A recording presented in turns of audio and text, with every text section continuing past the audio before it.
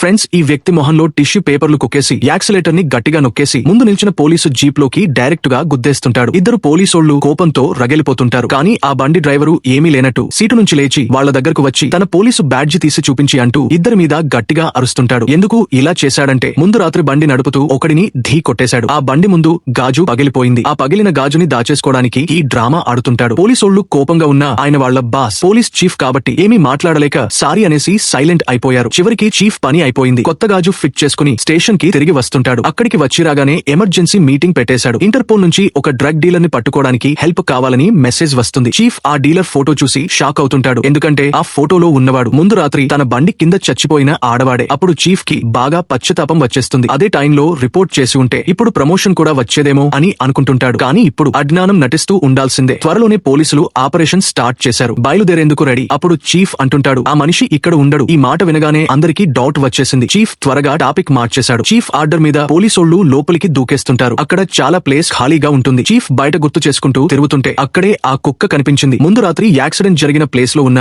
ఆ కుక్కే. Chief shock అయి కుక్క వెనకాల గేటు దాటి పరిగెత్తేశాడు. గేటు దాటగానే ఆ ప్లేస్ గుర్తు పట్టేశాడు. అదే ముందు రాత్రి యాక్సిడెంట్ జరిగిన స్పాట్. నేల మీద టైర్ మార్కులు ఇంకా క్లియర్ గా కనిపిస్తుంటాయి. అక్కడికే ఒక పోలీసు జీప్ వస్తుంది. లోపల నుంచి ఒక పోలీసు దిగి అన్నాడు, సార్ ఇక్కడ యాక్సిడెంట్ జరిగిందని రిపోర్ట్ వచ్చింది. ఎవడో చూశాడట. డ్రైవర్ బాడీని ట్రంక్ లో పెట్టి పారిపోయాడట. చీఫ్ త్వరగా అడిగాడు, రిపోర్ట్ ఎవడు ఇచ్చిండ్రు? పబ్లిక్ ఫోన్ నుంచి వచ్చింది సార్. అప్పటికే మిగతా పోలీసోళ్లు కూడా వచ్చేస్తుంటారు. అందరూ మాట్లాడుకుంటుంటే ఒకడు పైన కెమెరా చూసేశాడు. ఆ కెమెరా చూడగానే చీఫ్ కి గుండె ఆగిపోయినట్టవుతుంది. స్టేషన్ నుంచి ఎవడో పంపి ఫుటేజ్ చెక్ చేయించమని ఆర్డర్ ఇస్తుంటాడు. రాత్రి డిన్నర్ చేసుకుని స్టేషన్ కి వచ్చేశాడు. కెమెరాలో ఏమైనా కనిపించిందా అని తెలుసుకోవాలని. అక్కడ తెలిసింది కెమెరా బ్లైండ్ స్పాట్ లోనే ఉందట. క్లియర్ గా ఏమీ కనిపించలేదు. బండి నలుపు రంగు, నంబర్ ప్లేట్ డల్ గా ఉందని మాత్రమే తెలిసింది. మరుసటి రోజు స్టేషన్ కి వచ్చి తన బండి నంబర్ ప్లేట్ ని రాసేసుకోవాలని అనుకుంటుంటాడు. అప్పుడే ఒక వింత కాల్ వచ్చింది. కాలర్, నీకు తెలుసు కదా నువ్వు ఎవడినో ఘీ కొట్టి చంపేశావని. ఈ మాట వినగానే చీఫ్ కి చేతులు కాళ్లు వణికిపోతుంటాయి.